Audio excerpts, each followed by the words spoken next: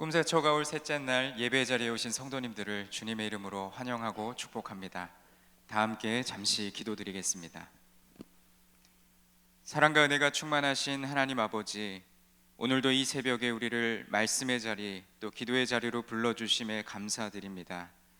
이 시간 찬양으로 우리의 마음을 열어주시고 또 말씀을 받아들이기에 준비된 마음이 될 수 있도록 우리에게 함께하여 주시옵소서. 이 시간 찬양으로 섬기는 박범성 목사님과 여디디아 중창단을 축복하시고 찬양의 향기가 이 자리 가운데 가득 넘치게 하옵소서.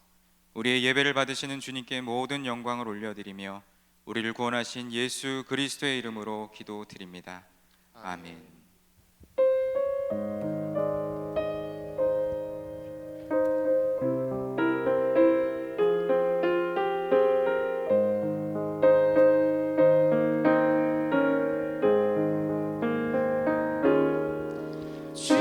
지난 밤 내 꿈에 배었으니 그 꿈 이루어 주옵소서.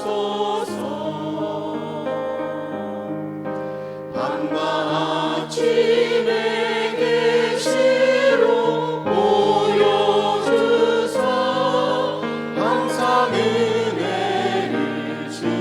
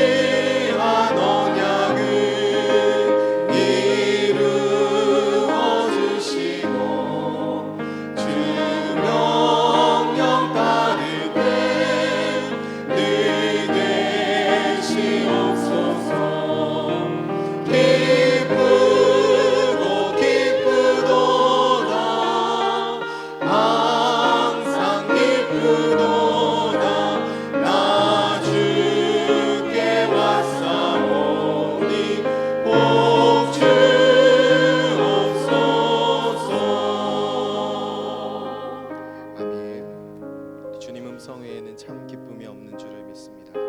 이 시간에 말씀 가운데 우리에게 참 기쁨을 채우시며 큰 은혜 주신 하나님을 기대하면서 말씀 전하시는 목사님 위해서 말씀의 시간 위해서 다 같이 통성으로 기도하겠습니다. 기도합니다. 참 좋으신 아버지 하나님 감사합니다. 이 아침에 저희를 불러주시고 하나님의 크신 은혜로 채우시는 줄을 믿습니다. 아버지 하나님 주의 음성 외에는 참 기쁨이 없다고 고백하였사오니 하나님의 음성을 듣는 중에 하나님의 크신 은혜와 은총 경험하게 도와주옵소서.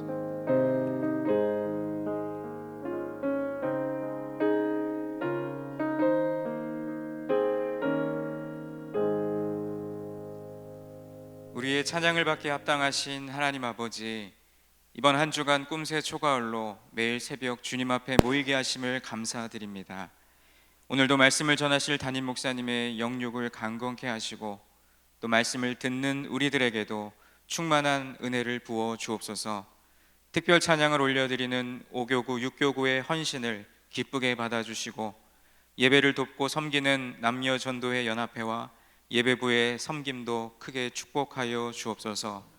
오늘도 말씀의 은혜를 허락하실 주님을 기대하고 소망하며 우리를 구원하신 예수 그리스도의 이름으로 기도드립니다. 아멘. 이제 5, 6교구에서 하나님께 특별 찬양을 올려드린 후에 담임 목사님께서 만나와 흰돌을 받으리라는 제목으로 말씀 전해 주실 때 많은 은혜 받으시기 바랍니다.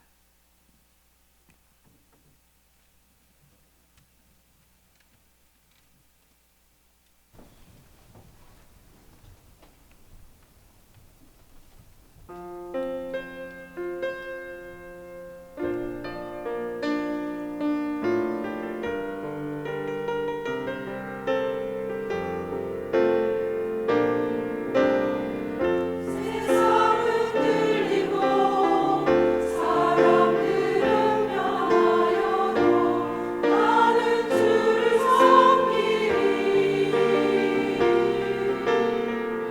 주님의 사랑은 영원히 변하지 않네. 나는 주를 신뢰해.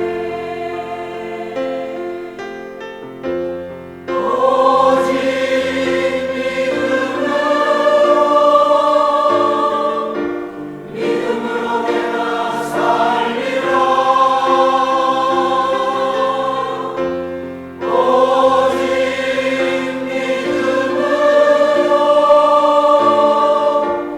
믿음으로 내가 살리라.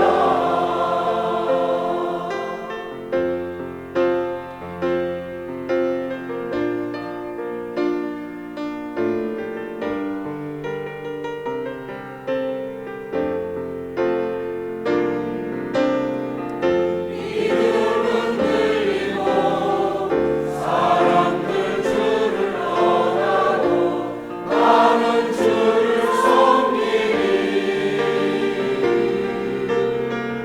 주님의 나라는 영원히 쇠하지 않네. 나는 주를 신뢰해. 오직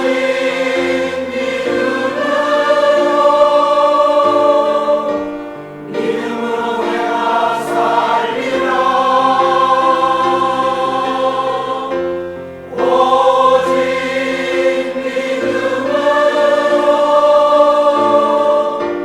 믿음으로 내가 살리라. 오직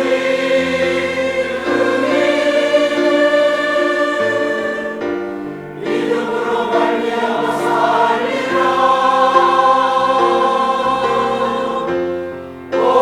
오직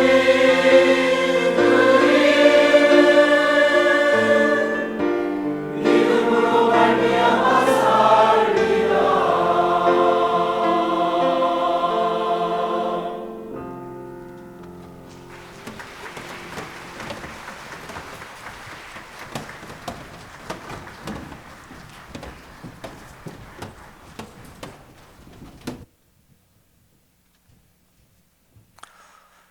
네, 찬양 은혜롭게 잘 해주셨습니다. 우리 첫째 날, 둘째 날, 셋째 날 1, 2교구, 3, 4교구 또 우리 교구 찬양의 수고, 봉사 하나님이 받으시고 축복하시는 줄 믿습니다. 들고 나오신 그 악보의 종이 색깔도 다들 잘 고르셨습니다. 오늘은 쑥색인가요? 아니면 저 조명 때문에 조금 다르게 보이나요? 노란색 계통인가요? 감사합니다. 축복합니다. 제가 드린 예물 위해서 기도하고 말씀 듣겠습니다. 하나님 아버지, 주님 앞에 바쳐 올리는 이 예물에 부족한 종이 손을 얹고 기도합니다. 이 시간에 하늘아버지께서 직접 손을 얹으시고 축복해 주시는 줄 믿습니다. 여기에 우리의 기도 제목을 담았습니다. 간절히 간구하며 또 삶의 이런저런 문제 해결되기를 원하고 또 용감하게 넘어서기를 원해서 주님의 도우심, 주님의 힘을 구합니다. 아버지 도와 주옵소서. 우리의 삶에서 넘기가 힘겹고 또 꽉 막힌 것 같은 상황 또는 길이 끊어진 것 같은 상황, 하나님 길이 끊어진 거기에서 하나님이 열어주시는 길을 보여 주옵소서. 완전히 꽉 막힌 것 같지만 거기에서 하늘로 날아오르는 하나님의 말씀의 날개를 주옵소서. 믿음의 강한 힘을 주옵소서. 하나님 삶에서 이런저런 감사와 기쁨과 찬양의 제목 어쩔 줄 모르고 감격하며 아버지 앞에 또 감사의 예물을 드립니다. 받아주시고 그리고 삶에서 그런 감사 감격이 늘 풍요롭게 하옵소서. 아들, 딸, 손녀, 손자, 건강, 사업, 또 대인관계, 사회활동, 또 교회 봉사, 가정 살림살이 모든 면에 하나님이 복을 주옵소서. 특별히 사랑 나눔 금식 헌금을 주님 앞에 드립니다. 하나님 이 헌금을 통해서 선천성 심장병 또는 희귀 난치성 질환자 또는 이런저런 병 때문에 치료받아야 하는데 가정 경제 형편이 너무나 어려워서 치료받지 못하는 딱하고 어려운 사람들 우리가 돕습니다. 하나님 한 주간 동안 또 세 끼를 금식하며 그 절약한 돈을 십시일반으로 우리가 같이 모읍니다. 하나님이 이 작은 손길들에 크게 복을 주옵소서. 축복합니다. 예수님 이름으로 기도 올립니다. 아멘. 셋째 날 새벽 주님의 이름으로 여러분을 축복하고 또 하나님의 말씀이 여러분의 삶에서 구체적인 삶의 열매로 이어질 줄 믿습니다. 우리 잠깐 한번 서로 축복합니다, 은혜 받읍시다 하고 인사 한번 나누겠습니다. 축복합니다. 네, 은혜 받읍시다. 감사합니다. 강건하시기를 바랍니다. 요한계시록의 말씀이나 아니면 구약성경의 다니엘서 또는 스가랴서 이런 말씀들에서 어떤 상징적인 것을 무리하게 풀면 그게 꼭 함정에 빠지게 됩니다. 예를 들어서 어떤 상징 하나를 이게 뭐다 이렇게 딱 연결시켜서 푸는 것은 위험하기도 하고 또 여러모로 문제를 일으킵니다. 그래서 성경 말씀에서 풀기 어려운 단어나 풀기 어려운 구절이 있으면 성경 전체의 문맥을 살펴서 그거를 풀어야 합니다. 물론 상징적인 어떤 단어가 또 비유적인 어떤 단어가 정확하게 어떤 것을 의미하는 경우도 많이 있어요. 근데 그렇지 않고 애매할 때 그때는 자기 취향에 따라서 또는 자신이 아는 전체 성경 지식 중에서 자신이 아는 거는 누구나 다 조금밖에 안 되잖아요. 근데 자신이 아는 지식을 대단한 것으로 착각을 하고 자신이 아는 지식의 범위 안에서 무리하게 풀면 그는 반드시 문제를 일으키게 됩니다. 예수님께서 씨 뿌리는 자의 비유를 말씀하시죠. 그때 그 씨는 말씀입니다. 그는 명백하게 딱 1대1로 대응이 됩니다.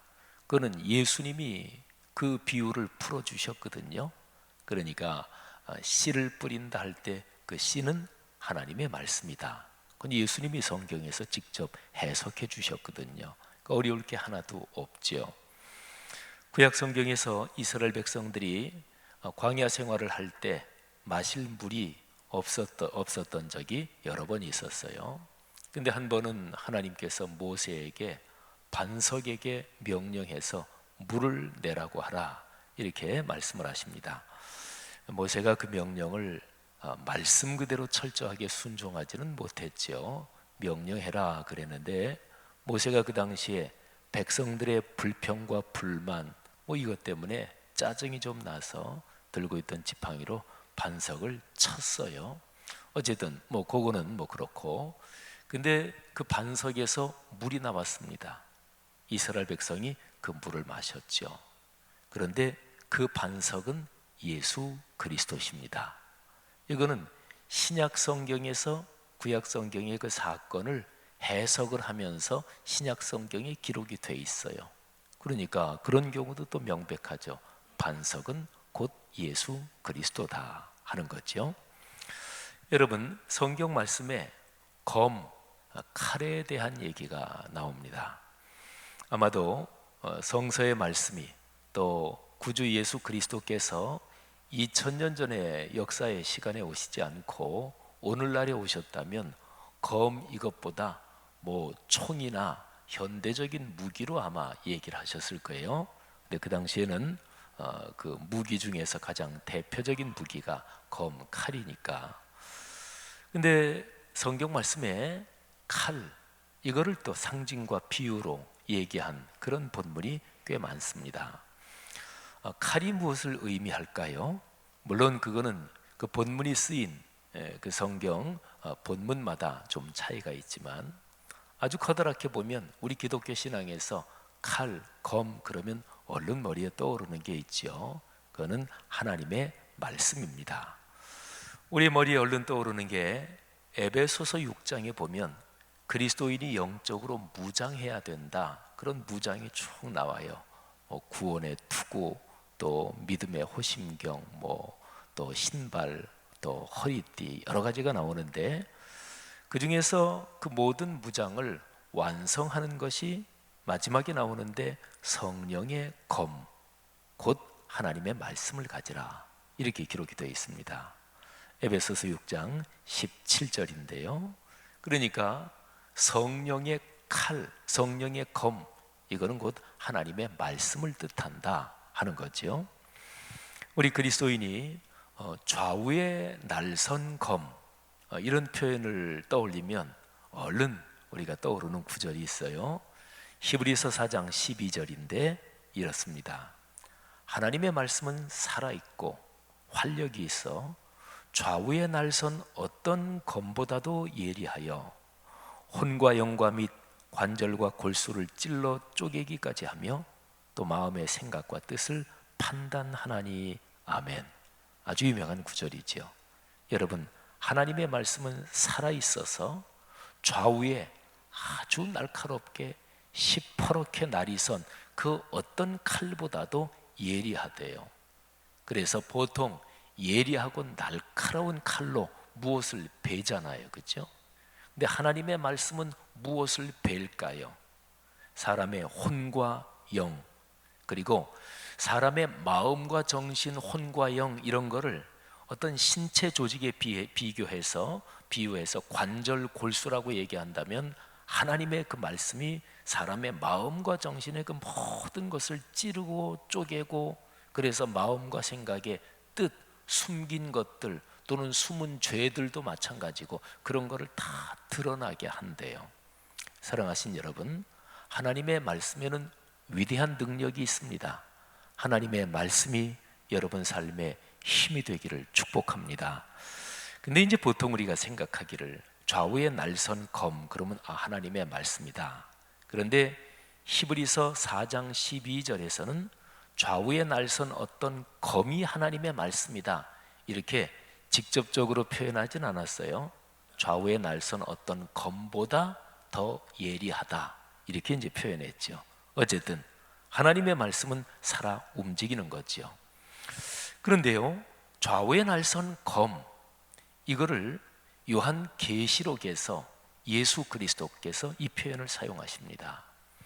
계시록에 있는 7교회에 보내는 말씀에는 예수 그리스도께서 당신 자신을 소개하는 말씀이 나오는데 7교회에 보내는 그 편지 속에서 예수님의 당신을 각각 다 다르게 소개하십니다. 여러 가지로 다르게 소개하시는데 버가모 교회, 세 번째 교회에 보내는 편지가 버가모 교회에 보내는 편지예요. 거기에서는 예수님께서 자신을 이렇게 설명하십니다. 좌우에 날선 검을 가지신 이. 예수 그리스도는 누구십니까? 좌우에 날이 선 칼을 손에 쥐고 계신 분이다, 이런 얘기입니다. 그러니까 여기서는 아주 구체적으로 비유와 상징언어로 예수님이 칼을 들고 계시는 분으로 비유를 합니다. 양날이 선 칼입니다. 이 칼이 무엇일까요?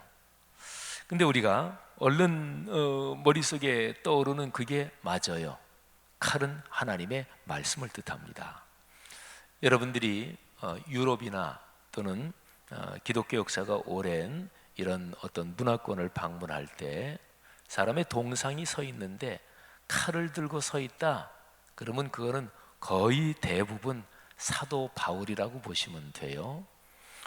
어떤 사람이 서 있는데 열쇠를 들고 서 있다, 그러면 그거는 거의 10중 8구가 베드로라고 보시면 됩니다. 예수님께서 베드로한테 뭐 맺고 푸는 권세, 뭐 천국의 열쇠, 이런 거를 근본적으로 교회 공동체에 주신 거예요. 근데 베드로가 당시 제자들 중에서 대표격 역할을 했으니까 이제 열쇠를 준다, 맺고 푸는 권세를 준다. 그게 이제 열쇠로 상징이 돼서 그래서 열쇠를 들고 있는 건 베드로입니다. 근데 칼을 들고 있다, 그거는 거의 10중 8구 사도 바울입니다. 아까 제가 에베소서 6장 17절 성령의 검, 곧 하나님의 말씀, 이 얘기를 했죠. 그게 17절인데요. 그런데 바로 이어지는 구절, 몇 구절만 보면 거기에서 이 칼이 하나님의 말씀이다, 그런 거를 곧 얘기가 됩니다. 18절에 보면 모든 기도 간구 그리고 성령 안에서 항상 기도하시오, 깨어 구하기를 항상 힘쓰시오, 여러 성도를 위해서 기도해 주십시오. 이게 18절이에요. 그리고 19절에서 바로 이어서 바울 사도는 나를 위해서 기도해 주십시오. 근데 바울은 자신을 위해서 기도해 달라고 하면서 무슨 내용을 기도해 달라고 할까요? 기도 제목이 무엇일까요? 에베소서 편지를 쓸 때 바울은 감옥에 갇혀 있었습니다. 그러면 감옥에 갇혀 있었으니까 어려웠을 거 아니겠어요? 혹시 감옥에 갇힌 거하고 연관해서 무슨 기도를 좀 해 주십시오, 그런 얘기를 하지는 않을까요? 근데 바울은 감옥에 갇힌 상황에 대해서는 기도해 달라고 얘기를 하지 않고 이렇게 기도 제목을 말합니다. 또 나를 위해서 구할 것은 내게 말씀을 주사 나로 입을 열어 복음의 비밀을 담대히 알리게 하옵소서 할 것이니.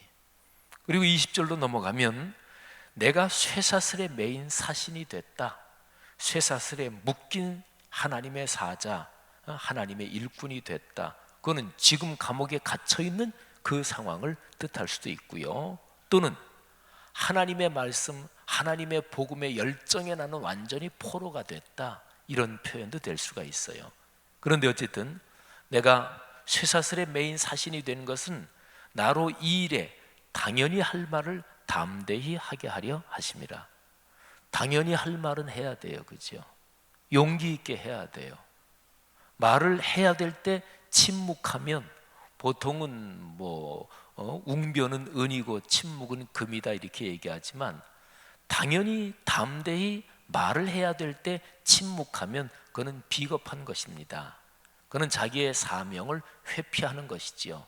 적절하게 넘어가고 싶은 거지요. 사도 바울은 나를 위해서 기도해 주십시오 하면서 중심 기도 제목이 그것입니다. 하나님의 말씀을 하나님이 내게 늘 주시도록, 그리고 내가 하나님의 말씀을 받고 해야 될 말, 선포해야 될 말을 담대히 선포하도록 나를 위해서 기도해 주십시오. 사랑하시는 여러분, 하나님의 말씀은 우리의 소유가 아닙니다. 하나님의 말씀이 내게 있다, 내가 가지고 있다 이렇게 생각하면 착각이에요. 그런 착각을 누가 제일 잘하는가? 저 같은 목회자, 설교자가 그런 착각을 제일 잘하기 쉽고, 그 다음에 신앙생활 오래 하시는 분, 성도들 중에도 성경 지식이 많은 분들이 그런 착각에 빠지기 쉽습니다.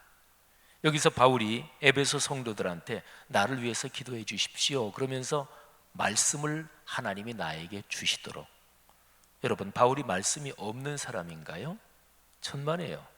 바울은 이스라엘의 율법 전통, 그리고 그 당시에 당대에 하나님의 말씀 율법을 굉장히 탁월하게 가르치는 율법 학파의 거대한 줄기인 가말리엘 문화에서 율법을 공부한 율법 학자입니다. 바리새인입니다. 그 정도면 구약 성경은 거의 다 줄줄이 외고 있었다 이렇게 보시면 돼요. 그러면 말씀을 받긴 뭘 받아요? 이미 성경 말씀 수없이 외우고 있고 성경의 해석과 또 그 성경 말씀을 삶으로 적용하는 것, 말하자면 탈무드라는 게 보통 그런 거를 뜻하는데, 미시나 게마라 이런 것도 줄줄이 다 꿰고 있는데 말씀을 따로 더 받을 거 없잖아요. 이미 다 가지고 있으니까. 근데 그게 아니에요. 하나님의 말씀은 지식이 아닙니다. 하나님의 말씀은 단순한 지식이 아니란 말이에요. 하나님의 말씀은 지금 내 삶에 살아서 역사하는 하나님의 능력이고 하나님의 손가락이고 하나님의 임재와 현존이에요.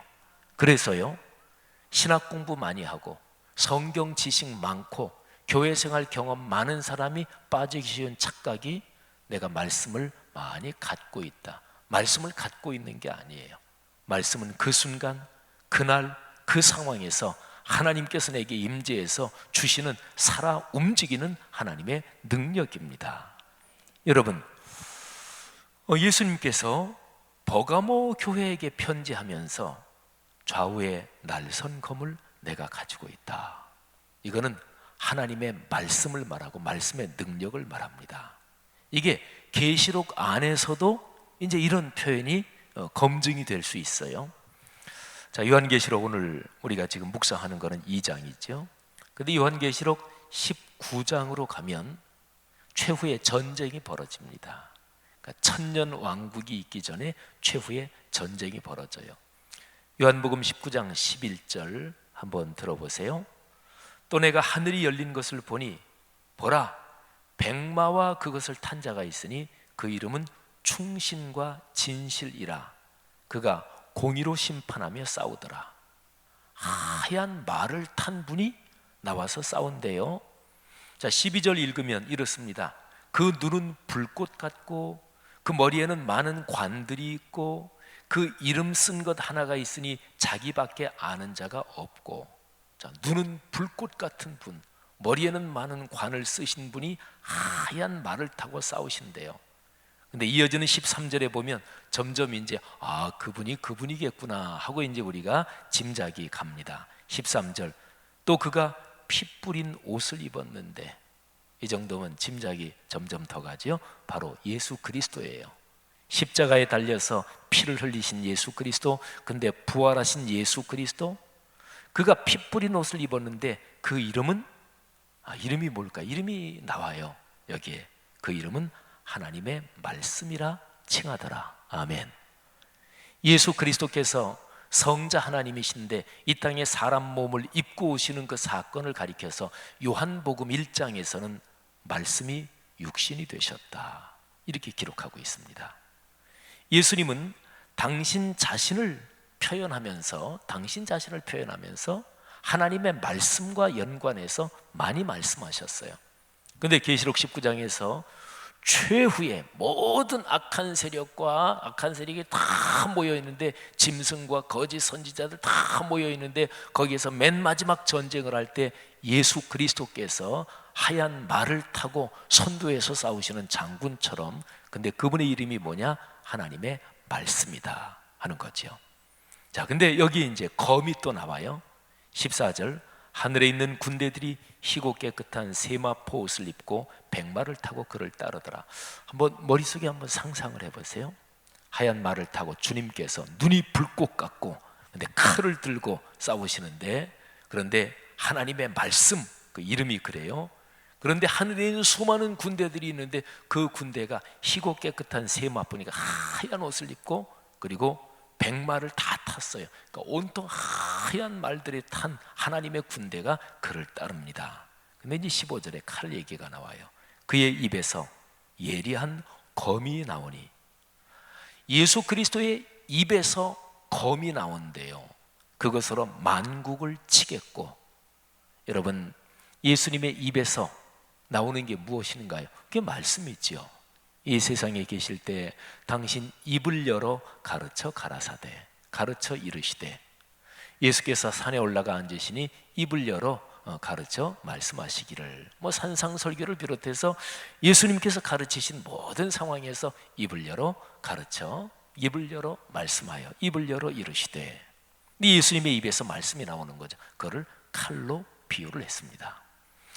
말씀은 우리를 위로하고 격려하는 그런 기능을 가지고 있지만, 또 어떨 때는 말씀은 심판하고 그리고 전쟁의 도구가 되기도 합니다. 악한 것은 말씀 앞에서 깨지고 베일 수밖에 없습니다.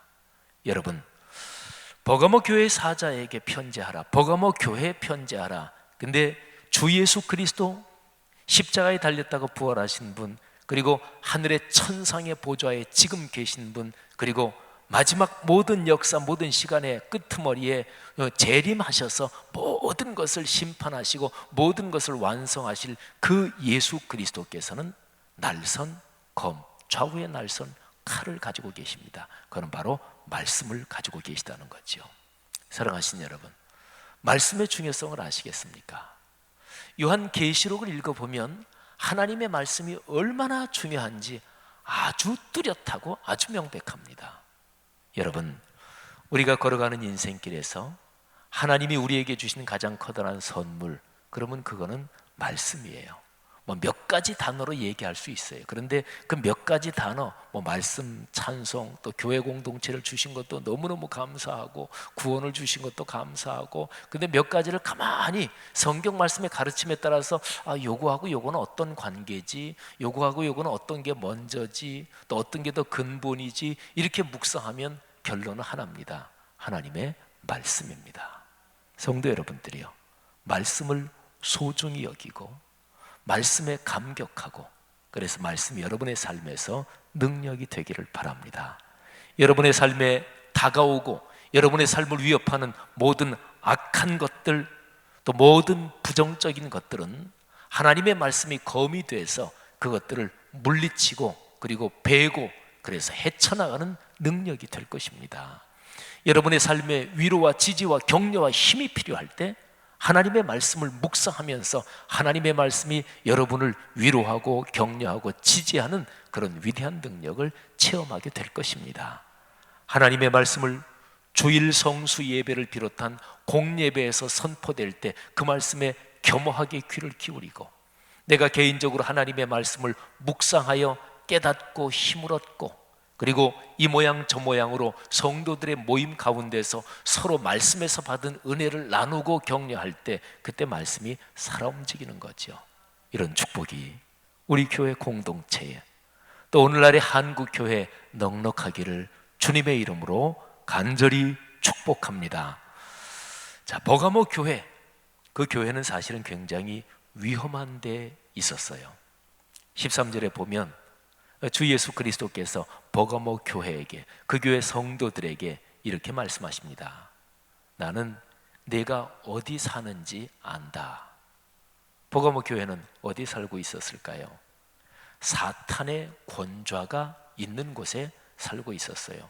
그러니까 악한 영, 마귀 사탄 귀신의 총사령부가 있는데 거기가 바로 버가모라는 도시였어요. 이 버가모라는 도시에는 이방 종교의 제의, 이방 종교 우상 숭배의 그런 게 굉장히 번창했던 도시입니다.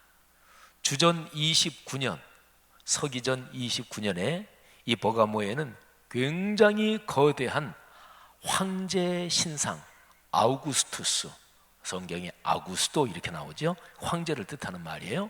황제 신상과 그리고 로마 제국 자체를 여신으로 비유해가지고 그래서 여신 로마를 위한 웅장한 신전이 지어졌습니다. 아마 사탄의 권자가 거기 있다, 이 계시록 2장 13절에서 그렇게 말씀할 때는 바로 그 거대한 신전을 가리키는 말일 거예요.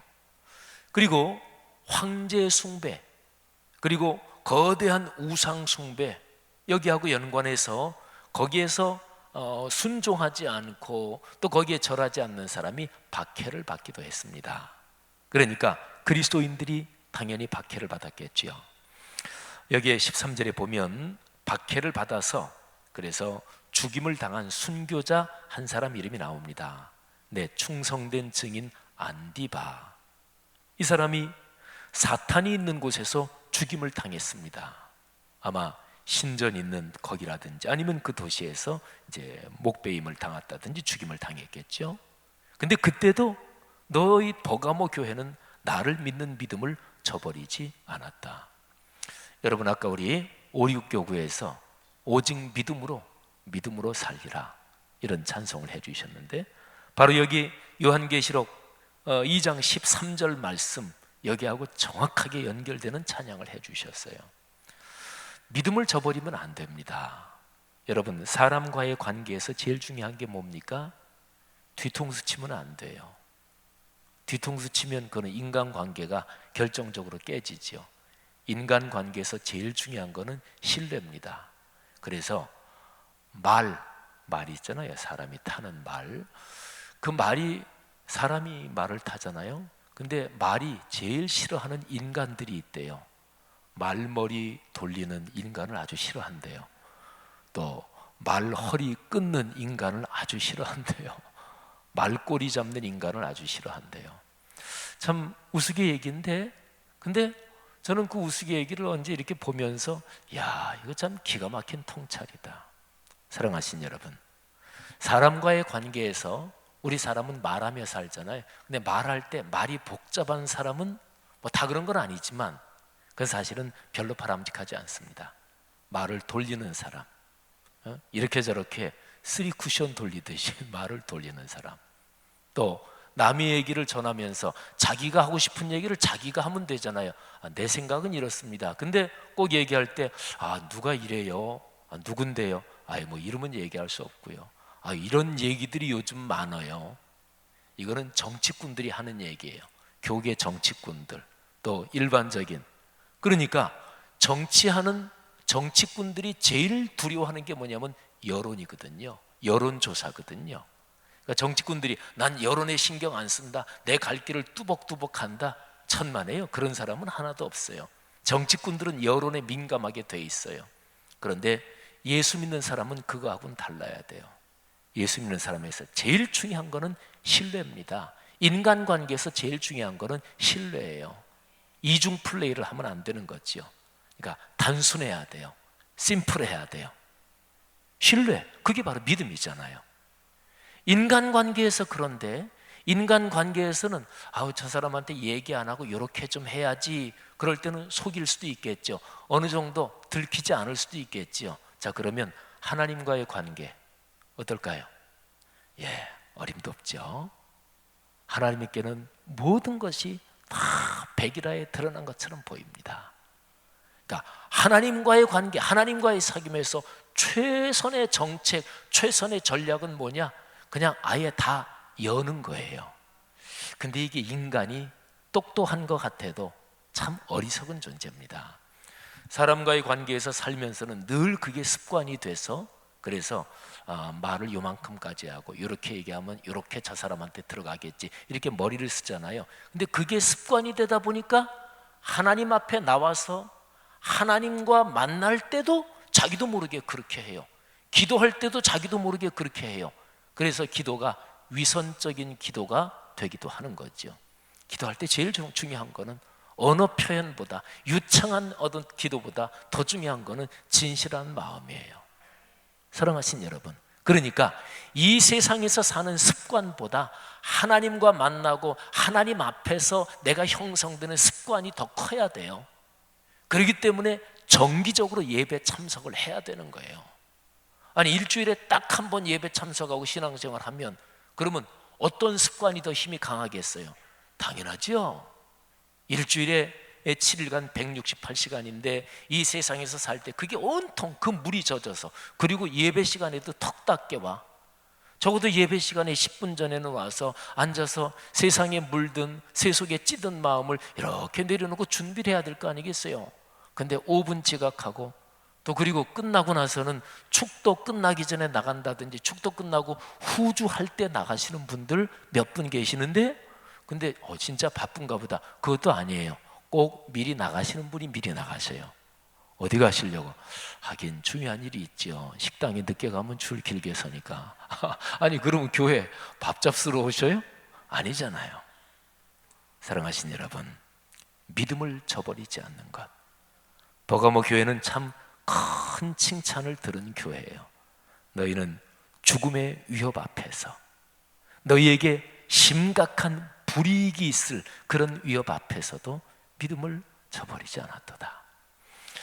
사랑하신 여러분, 우리가 예수 그리스도를 주님이라고 고백하는 그 믿음의 지조절개, 우리 한국 사람들은 지조절개 이러면 우리는 금방 머리에 떠오르는 뭐가 있어요? 팍 하고 들어오죠. 소나무 또는 대나무, 이렇게 하면 푸른 청청한 소나무, 대쪽 같은, 이렇게 하면 우리 머릿속에 떠오르는 뭐가 있죠?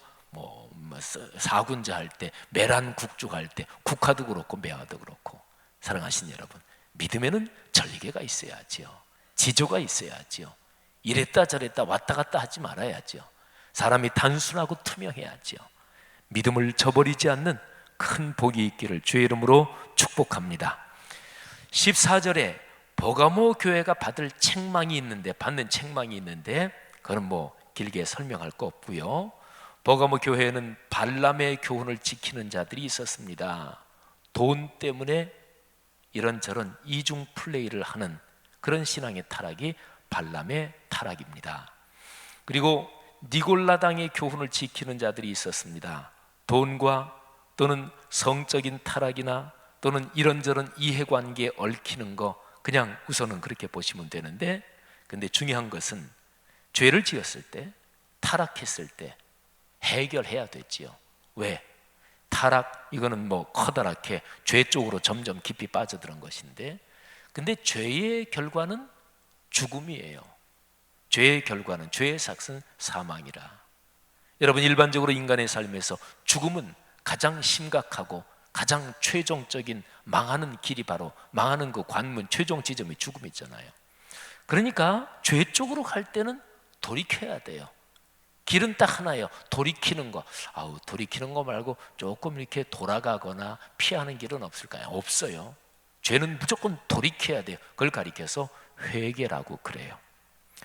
16절에서 주님께서 이렇게 말씀하십니다. 그러므로 회개하라. 그리하지 아니하면 내가 네게 속히 가서 내 입의 검으로 그들과 싸우리라. 여기 또 나오죠, 그렇죠? 입의 검으로. 입의 검, 그거는 말씀을 얘기하는 거예요.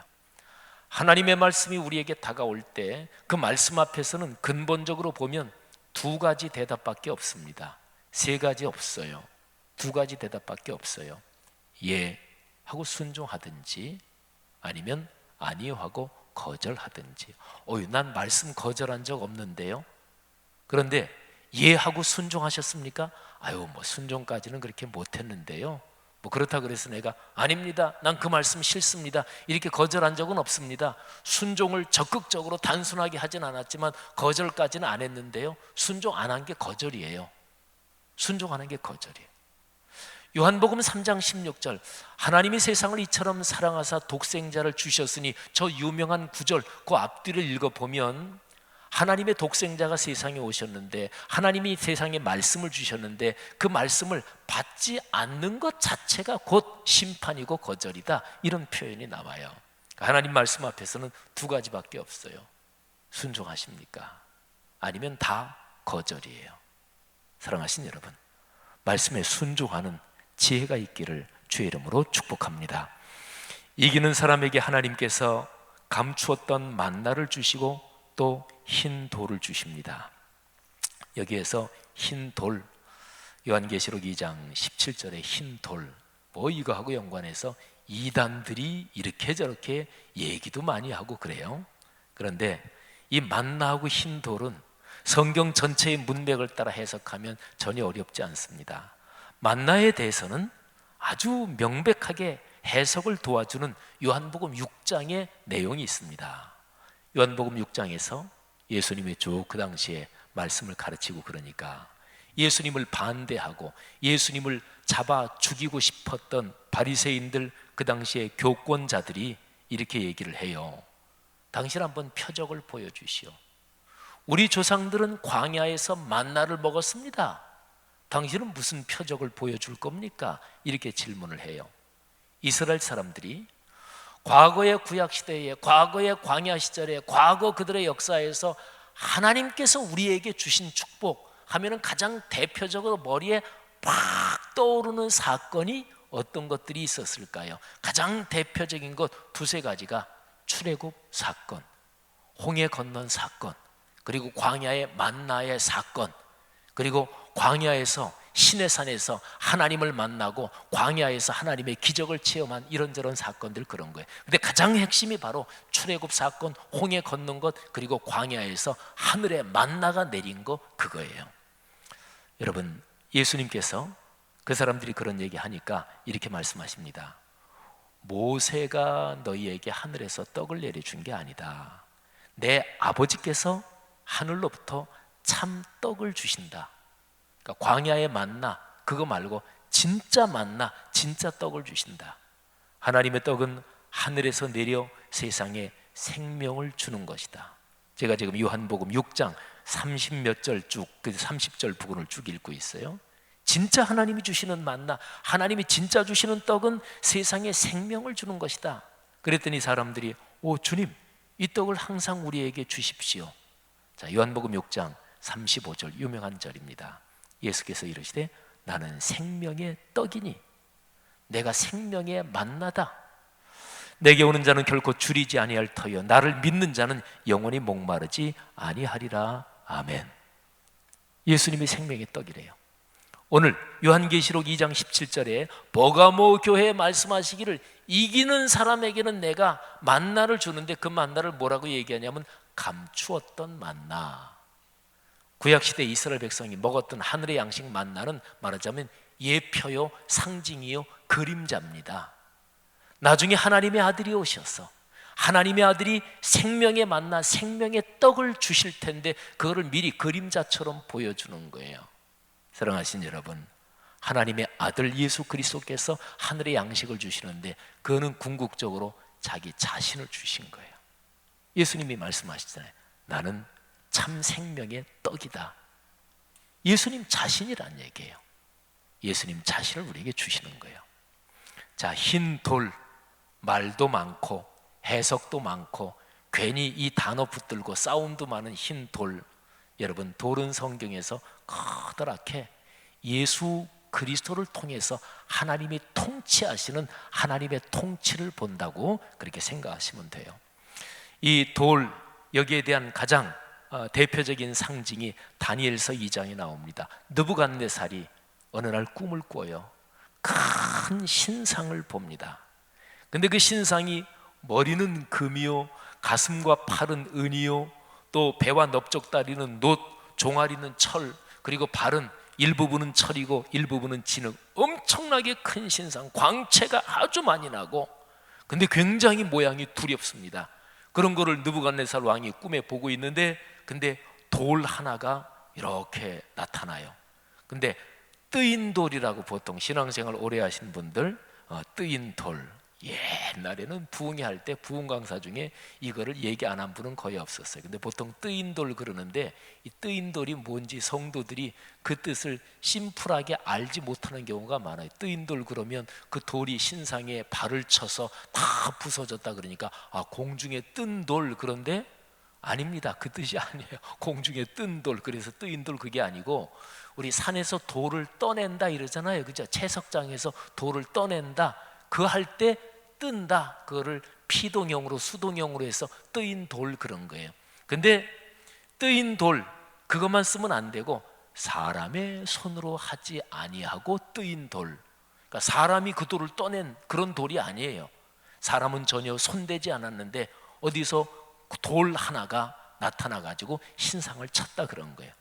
사람의 손으로 하지 아니하고 뜨인 돌, 이게 옛날 개역 성경의 표현이고, 요즘 많이들 쓰는 개역 개정판에는 손대지 아니한 돌, 또 표준 세번역에서는 아무도 돌을 떠내지 않았는데 돌 하나가 난데없이 날아들어와서 신상을 쳐요. 부서집니다. 그리고 부서진 모든 게 다 여름 타작마당의 겨와 같이 바람에 날려가서 흔적도 찾아볼 수 없게 돼요. 그토록 무서운 신상이, 그토록 엄청난 상이 흔적도 찾아볼 수 없게 돼요. 그리고 그 신상을 친 돌, 이게 큰 산이 돼서 온 땅에 가득 찹니다. 여러분, 이거는 다니엘 시대에 하나님께서 세상을 다스리신다. 세상 나라들이 그때 강대국들이 많았어요. 그 고대 근동지방의 역사로 말하면 아시리아, 바벨론, 또 페르시아, 또 뒤로 쭉 이어가지고 헬라, 그리고 로마 제국까지 수도 없이 많은 강대국들이 있었지만, 그러나 결국에는 하나님이 이 모든 것을 다스리신다. 하나님의 통치, 하나님의 주권, 하나님의 권세를 말하는 거예요. 그리고 초대교회는 구약성경 다니엘서 이 구절을 예수 그리스도를 통해서 나타난 하나님의 통치로 해석을 했어요. 그러니까 성경에서 돌 그러면 그거는 하나님의 권세, 하나님의 다스림을 말해요. 사랑하신 여러분, 하나님께서 이기는 자에게, 예수 그리스도께서 이기는 자에게 흰 돌을 주시는데요, 그건 사실은 만나하고 그냥 같은 뜻으로 보면 돼요. 만나가 예수님 자신을 주시는 거잖아요. 흰 돌, 예수 그리스도를 통해서 하나님이 다스림의 권세를 주시는 거예요, 그리스도인들에게. 성도 여러분, 놀라운 약속이죠. 우리 예수 믿는 사람들이 하나님의 말씀을 붙잡고 살 때 하나님께서 우리에게 무엇을 주십니까? 궁극적으로 이렇게 한마디로 얘기하면 돼요. 하나님은 당신을 우리에게 주셔요. 예수 그리스도가 오신 사건이 그거잖아요. 우리 그리스도인이 살아가는 삶이 근본적으로 주님과 동행하는 거잖아요. 사도 바울이 성령의 감동으로 고백한 저 유명한 구절, 갈라디아서 2장 20절이요. 내가 그리스도와 함께, 우리 외시는 분들 많죠? 올해 암송 구절이기도 하죠. 한번 같이 해볼까요? 내가 그리스도와 함께 십자가에 못 박혔나니 그런즉 이제는 내가 사는 것이 아니요 오직 내 안에 그리스도께서 사시는 것이라.